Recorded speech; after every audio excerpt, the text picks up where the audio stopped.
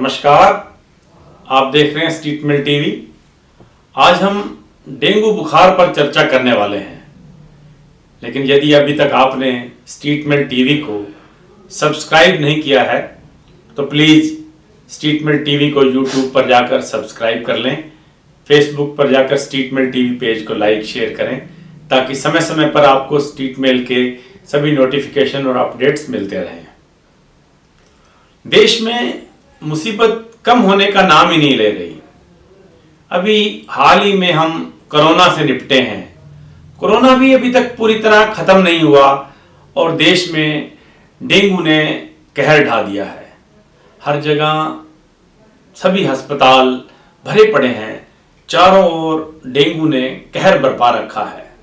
Dengue लगातार तेजी से फैल रहा है और वहीं डेंगू की गति के मुकाबले स्वास्थ्य विभाग, नगर परिषद और प्रशासन के इंतजामों में गंभीरता नजर नहीं आती। सभी निजी अस्पताल डेंगू के मरीजों से भरे पड़े हैं। ना तो कोई सोशल रिस्पॉन्सिबिलिटी नजर आ रही है, ना ही प्रशासन फॉगिंग के प्रति गंभीर नजर आता है।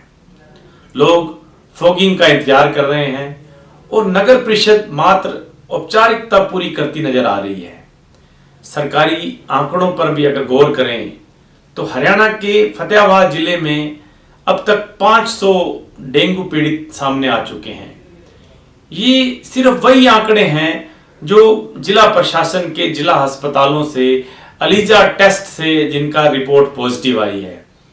प्राइवेट लैब से जिन लोगों ने टेस्ट कराए हैं उनको इसमें जोड़ा नहीं जा सकता। ये 500 लोग तो सिर्फ सरकारी आंकड़ों में हैं जो जिला में डेंगू से पीड़ित हैं। आप मान के चलिए कि जिला फतेहाबाद में सैकड़ों लोग डेंगू बुखार से पीड़ित हैं। हर घर में आपको कोई ना कोई ऐसा मरीज मिल जाएगा जो डेंगू से पीड़ित है। हर जगह मच्छरों का प्रकोप है। पिछले दिनों डीसी साहब की प्रेस कॉन्फ्रेंस में भी हमने ये मुद्दा उठाया था, लेकिन लगता नहीं कि डीसी साहब के आदेशों का नगर परिषद पे या स्वास्थ्य विभाग पे उतना असर हुआ हो। जरूरत इतनी ज्यादा है कि हर घर में, हर कॉलोनी में, हर गली में डेली शाम को या सुबह फॉगिंग की जरूरत है। लेकिन अगर कहीं फॉगिंग की औपचारिकता होती है तो एक दिन हो गई फॉगिंग और उसके बाद कोई दोबारा से फॉगिंग करने का प्रयास नहीं किया जाता है। लेकिन जब तक अच्छी तरह से ठंड नहीं पड़ जाती, जरूरत है कि रोज प्रतिदिन फॉगिंग हो, लेकिन ऐसा कोई प्रयास नजर नहीं आता है। ऐसे में हम कुछ चीजों पर आपसे चर्चा करेंगे कि डेंगू क्यों होता है और डेंगू से बचाव के तरीके क्या हैं। सिर्फ हम प्रशासन के भरोसे नहीं रह सकते, हम अपनी तरफ से क्या तरीके अडॉप्ट कर सकते हैं, क्या एहतियात बरत सकते हैं ताकि डेंगू से हम बच सकें। डेंगू एक वायरस जनित बीमारी है जो एडिज मच्छर से होती है। एडिज मच्छर जब आपका खून पीने आता है तो डेंगू वायरस जो है वो आपके खून में छोड़ जाता है। मच्छर काटने के 4 दिन बाद डेंगू के लक्षण आते हैं। आपको तेज बुखार शुरू हो जाता है। तब मान लीजिए कि आपको डेंगू का मच्छर काट गया है, एडिज का मच्छर काट गया है। यह मच्छर आपके आसपास साफ सुथरे पानी में पनपता है।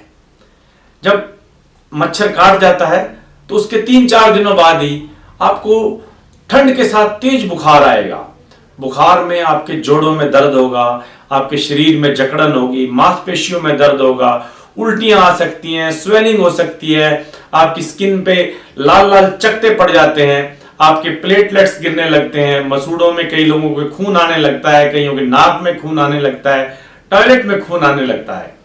ऐसी स्थिति जब आपको हो तो आप मान के चलिए आपको एडिज मच्छर ने काट लिया है और आप डेंगू के शिकार हो चुके हैं। अब सवाल यह है कि डेंगू से बचने के लिए क्या करें। इस प्रश्न के 2 पहलू हैं। पहला यह कि आप एडिज मच्छर को पनपने ही ना दें। देखिए, यह मच्छर दिन के समय काटता है। आप ये मच्छर साफ सुथरे पानी में काटता है, तो आपको मच्छर पनपने से रोकने के लिए क्या करना होगा। आप प्रशासन के भरोसे ना रहें, आप अपने तरीके से भी काम कर सकते हैं। अगर आप सिर्फ प्रशासन के भरोसे रहेंगे तो आप मानिए जिस तरह से कोरोना में आप ऑक्सीजन के सिलेंडर के लिए इधर उधर भाग रहे थे, वही स्थिति आ सकती है।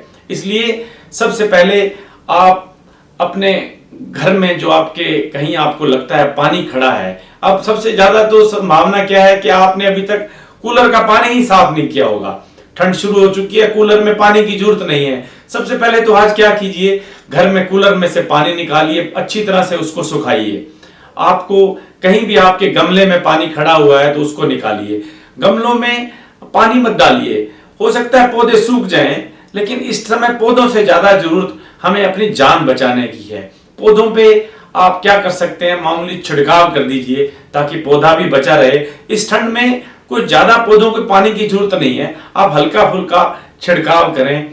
आप अगर आपके पास फॉगिंग मशीन अवेलेबल है तो आप अपने घर में, आप अपने घर के दाएं वाले घर में, बाएं वाले घर में, सामने वाले में, पीछे वाले में, यानी कि 5 घरों में अगर आप फॉगिंग करेंगे तो ही फॉगिंग का असर होगा। ये जो मच्छर है एडिज, ये 100 मीटर से ज्यादा नहीं जाता है उड़ के, तो आपको 100 मीटर का एरिया कवर करना है। और एक खास बात और है कि ये दिन के समय सुबह 10 से 5 बजे तक ही काटता है, और ये 3 फुट से ज्यादा इसकी हाइट नहीं है, मतलब ये 3 फुट से ज्यादा ये नहीं उड़ सकता है। तो ज्यादा संभावना क्या रहती है कि ये हमारे पैरों और घुटनों तक, टांगों में ही ये आमतौर पे लोगों को काटता है। इसलिए निक्कर पहनने से बचें। अब ठंड भी हो गई है, आप फुल स्लीव पहने, पूरा बाजू कवर करके रखें, पूरी टांगे कवर करके रखें। ऐसा नहीं है कि ये कपड़े के ऊपर से नहीं काटता है। अगर आप फुल स्लीव हैं, सॉक्स वगैरह डाल रखी हैं, जूते डाल रखे हैं, तो आपके बचने की पूरी संभावना है। तो आप अपने आसपास फॉगिंग करिए, क्योंकि हमारी बाउंड्री हो सकती है, इस मच्छर की तो कोई बाउंड्री है नहीं। आपने पड़ोस वाले घर में नहीं फॉगिंग कराई और अपने घर में करवा ली तो ये उड़ के फिर आपके घर आ जाएगा। आप कहेंगे कि मेरे घर में तो कोई पानी नहीं था, फिर मुझे कैसे काट गया। तो आपको अपने 100 मीटर के दायरे में आपको ध्यान रखना होगा, किसी तरह कोई खड्डा ना हो, कहीं पानी खड़ा ना हो, पड़ोसी के कूलर में भी पानी खड़ा ना हो। अगर पड़ोसी के कूलर में पानी खड़ा है तो वो पड़ोस से मच्छर उड़ के आपके घर तक आ सकता है। तो आप अपनी तरफ से ये बचाव कर सकते हैं।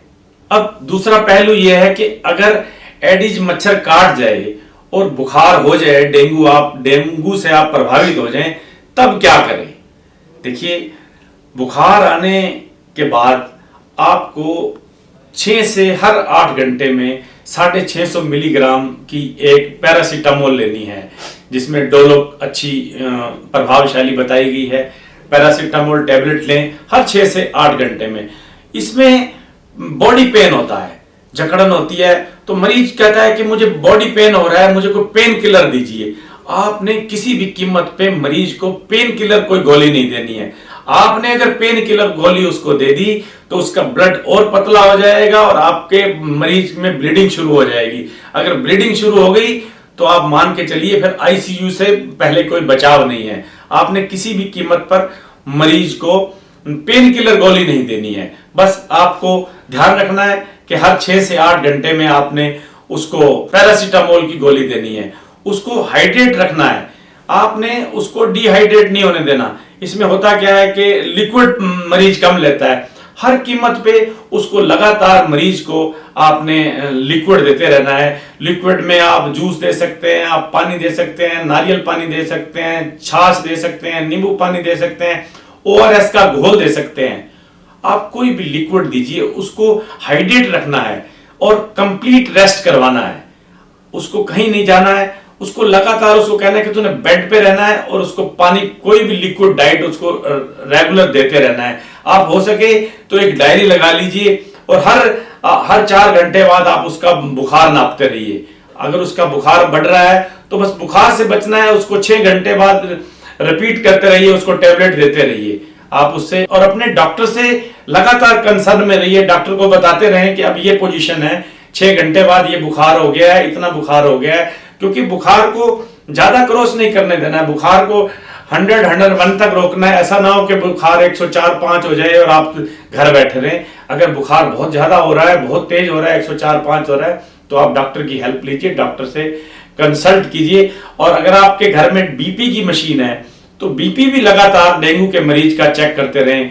आमतौर पे डेंगू के मरीज का बीपी कई बार लो चला जाता है। अगर काफी लो हो रहा है बीपी तो तुरंत आपको हॉस्पिटल जाने की जरूरत है, डॉक्टर से कंसल्ट करने की जरूरत है। सामान्यतः डेंगू का मरीज 5 से 7 दिन में ठीक हो जाता है, लेकिन बुखार उतर जाने के बाद भी आपने कोई लापरवाही नहीं करनी है। अक्सर बुखार उतर जाने के बाद ही मरीजों की हालत खराब होती हमने देखी है। 90% मरीज तो बुखार उतरने के बाद ठीक हो जाते हैं, लेकिन 10% मरीजों को बुखार उतरने के बाद कई तरह की कॉम्प्लिकेशन हो जाती हैं। कईयों में पेशाब आना कम हो जाता है, कईयों को उल्टियां शुरू हो जाती हैं, कईयों के शरीर पर जो लाल चकत्ते होते हैं उनकी नंबर्स, उनकी संख्या बढ़ जाती है, उनके मसूड़ों से खून बहने लगता है। इस स्थिति में सबसे ज्यादा कैजुअलिटी होती है। इस स्थिति में तुरंत अस्पताल जाने की जरूरत होती है, कई बार तो आईसीयू में भी जाना पड़ता है। होता क्या है कि प्लेटलेट्स नीचे गिरने लगते हैं और कई बार आदमी की जान तक चली जाती है। जब एडिस मच्छर काटता है तो हमारी बॉडी प्लेटलेट्स बनाना कम कर देती है, जो बोन मैरो में एक रुकावट आ जाती है। हमारी बोन मैरो में ही प्लेटलेट्स बनते हैं। जैसे ही एडिस मच्छर काटता है हमारी बोन मैरो में प्लेटलेट्स बनने की स्पीड कम हो जाती है, और प्लेटलेट्स जैसे जैसे कम होते हैं वैसे वैसे हमारी हालत खराब होती है। और अगर बुखार उतरने के बाद कहीं खून आ रहा है कहीं पे भी, तो आपको तुरंत हॉस्पिटल जाने की जरूरत है। घर मत वेट कीजिए, क्योंकि प्लेटलेट्स जब आपके डाउन हो रहे हैं तो आपको तुरंत हॉस्पिटल की जरूरत है। अब आपके मन में सवाल आ रहा होगा कि ये प्लेटलेट्स चीज क्या है। हमारे जो हेल्दी आदमी है उसके शरीर में 1.5 लाख से 4 लाख प्लेटलेट्स होते हैं। शरीर में 55% ब्लड है और 45% जो है रेड सेल्स है, और सिर्फ 1% ही प्लेटलेट्स हैं। इन प्लेटलेट्स का काम जो है खून को गाढ़ा करना है, क्लॉट बनाना है, थक्के बनाना है। आमतौर पे आप देखते हैं कि कहीं हमारे को चोट लगती है और खून बह रहा होता है और पट्टी लगाने से खून रुक जाता है। असल में ये प्लेटलेट्स ही हैं जो खून को अब थक्का बना के खून को आगे क्लॉट बना देते हैं, वहां पे खून को स्टॉप कर देते हैं। अगर किसी का खून बहुत ज्यादा पतला है और उसमें प्लेटलेट्स नहीं है और चोट लग जाए तो उसका खून बहना नहीं रुकता है। ये ही प्लेटलेट्स का मुख्य तौर पर काम होता है। जब शरीर में प्लेटलेट्स की संख्या काफी कम हो जाती है तो होता क्या है कि जो धमनियों से जो हमारी सेल्स हैं उसमें से खून निकल कर जो है शरीर के बाहरी हिस्सों में इकट्ठा होना शुरू हो जाता है, जिससे शरीर में सूजन आ जाती है, मसूड़ों, नाक, टॉयलेट में खून आना शुरू हो जाता है, और कई बार मरीज जो है शॉक सिंड्रोम में भी चला जाता है। और अभी इंडियन एक्सप्रेस में एक खबर छपी है जिसमें उन्होंने एक वैज्ञानिक के हवाले से दावा किया है कि जो हमारे डेंगू के बाद जो एंटीबॉडीज मिलती हैं, एंटीबॉडीज भी जो है प्लेटलेट्स को खाती हैं। ये एक नई रिसर्च सामने आई है कि जब हमारे शरीर में एंटीबॉडीज बनने लगती हैं, इलाज जब हमारा शुरू होने लगता है तब बॉडी रिएक्ट करना शुरू करती है, तब एंटीबॉडीज बनती हैं, और एंटीबॉडीज भी प्लेटलेट्स को खाना शुरू कर देती है, जिससे हमारे प्लेटलेट्स कम होते हैं। और जब प्लेटलेट्स बहुत कम हो जाते हैं, आमतौर पे जब 20,000 तक प्लेटलेट्स पहुंच जाते हैं तो मरीज को ब्लड चढ़ाया जाता है या सिर्फ प्लेटलेट्स भी चढ़ाए जाते हैं। जो ब्लड बैंक है वहां पे सिर्फ प्लेटलेट्स की भी पाउच मिलते हैं, वो मरीज को डायरेक्ट चढ़ाए जाते हैं ताकि उसकी प्लेटलेट्स बढ़ जाएं। जब प्लेटलेट्स बढ़ेंगे तभी उसका खून आना रुकेगा, नहीं तो उसके कहीं भी उसके नथुनों में, उसके नाक से, उसके मसूड़ों से कहीं भी खून उसको आ रहा होता है। वो सिर्फ प्लेटलेट्स चढ़ाने से ही उसमें रिकवरी आती है। आमतौर पे बुखार होने के 9 दिन के बाद प्लेटलेट्स बढ़ने लग जाते हैं। उससे पहले हो सकता है कि बुखार में प्लेटलेट्स लगातार गिरते जाएं। आप रेगुलर काउंट करते रहें। सुबह शाम अगर डेंगू का मरीज है तो सुबह शाम 2 टाइम उसको अपना ब्लड सैंपल लेना चाहिए और प्लेटलेट्स काउंट करवाने चाहिए। अगर उसके प्लेटलेट्स जो हैं 9 दिन बाद भी नहीं बढ़ रहे हैं तो इसका मतलब समस्या गंभीर है। उसे कम से कम 9 दिन के बाद तो जरूर डॉक्टर के पास हॉस्पिटलाइज होने की बहुत जरूरत होती है। आमतौर पे माना जाता है कि 14 दिन के अंदर मरीज जो है रिकवर कर जाता है। 14 दिन तक आप अपने मरीज की पूरी निगरानी रखिए। अगर बुखार उतर गया है तब भी 14 दिन तक आपको मरीज की निगरानी रखने की जरूरत है। आप हमेशा फुल स्लीव कपड़े पहन के बाहर निकलें। आसपास जो है कहीं पानी खड़ा ना होने दें। अब सवाल यह है कि ये डेंगू रहेगा कब तक। अच्छी खबर यह है कि डेंगू आमतौर पे जब टेम्परेचर जो है, तापमान 25 डिग्री से कम होना शुरू हो जाता है तो डेंगू भी खत्म होना शुरू हो जाता है। तो 15 दिन तक आपको और इंतजार करना होगा, 15 दिन तक आपको और एहतियात बरतना होगा। प्रशासन के भरोसे मत रहिए। हमें समझ नहीं आ रहा है कि क्या बजट में कमी है, कहाँ दिक्कत है, या संवेदनशीलता में कमी है, क्यों बड़े बड़े अफसर, क्यों किसकी कितने लोगों की जान आखिर वेट कर रहे हैं, क्या बड़े हादसे की वेट कर रहे हैं, क्यों वेट कर रहे हैं, क्यों नहीं घर घर में फॉगिंग हो रही, किस लिए इतना ज्यादा महंगा बजट नहीं है, फिर भी बड़ा आलसीपन, बड़ी संवेदनहीनता की स्थिति बनी हुई है। बहुत ज्यादा जरूरत है इस वक्त शहर में, डेंगू का बहुत प्रकोप है, डेंगू मच्छर को मारने की बहुत जरूरत है। हमारा तो विनम्र निवेदन है जिला प्रशासन से, हमारे उपायुक्त से, हमारे नगर परिषद के अधिकारियों से, सिविल सर्जन से, जो जिसके हाथ में जो कुछ है अपनी शक्तियों का प्रयोग करें। मत इंतजार करें कि बड़ा हादसा हो, बहुत ज्यादा कैजुअलिटी का इंतजार मत कीजिए। प्लीज प्लीज प्लीज आपसे निवेदन है कि जितना हो सके आप फॉगिंग करवाइए ताकि लोग बच सकें। आप 15 दिन की तो बात है, 15 दिन तो लोगों को बचाना है। जैसे ही दिवाली के बाद ठंड बढ़ेगी, तापमान नीचे गिरेगा, तब ये अपने आप ही डेंगू चला जाएगा। तब तक प्रशासन से निवेदन है कि कृपया कृपया लोगों की जान की परवाह कीजिए। लोग आपके लिए बाट जो रहे हैं, घर घर में मरीज पड़ा है, कृपया आप उन तक पहुंचिए, आप उनकी बात को सुनिए, उनके दर्द को समझिए। लोग बहुत परेशान हैं, सिर्फ चाहिए आप इतना कर दीजिए। फॉगिंग है, बहुत सस्ती सी फॉगिंग है, बहुत कोई महंगा बजट नहीं है। आपके इंतजार में ये स्ट्रीट मेल भी आपको साधुवाद देगा जब आप सक्रिय नजर आएंगे। अब तक के लिए इतना ही, फिर मिलेंगे नए समाचार के साथ। तब तक के लिए नमस्कार। कुंदन लाल ठेकेदार का नया शोरूम आपके शहर फतेहाबाद में। Kundan sanitation, the complete bath solution, थाना रोड फतेहाबाद। एक ही छत के नीचे sanitary fitting, bath fittings, wall and floor tiles का संपूर्ण समाधान। हमारे यहाँ इंडिया की टॉप ब्रांड कंपनीज जैसे जैक्वार, कैलस्टोन, एसएस, बाथसेंस, एप्रोयाल, ग्रो, सिम्पोलो आदि की सैनिटरी फिटिंग्स अवेलेबल हैं और एओ स्मिथ एंड ब्लो हॉट के वाटर हीटर भी उपलब्ध हैं। और यहाँ पर Kundan motor pump, submersible pump, pressure pump भी उपलब्ध हैं। कुंदन सैनिटेशन, थाना रोड फतेहाबाद।